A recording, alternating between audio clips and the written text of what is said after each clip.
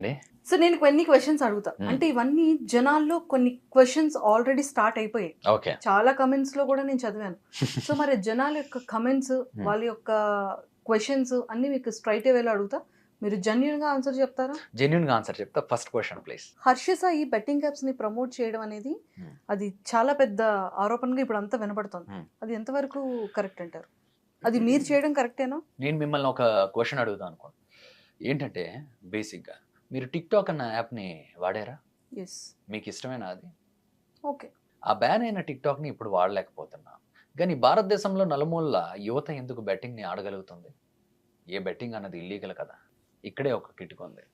ఏ సమస్యకైనా సమాధానం దాని మూల కారణం ఏంటి అన్నది కనిపెట్టడంలో ఉంది. ఇప్పుడు బెట్టింగ్ అన్న సమస్యని అరికట్టాలంటే ఏం చేయాలో తెలుసా?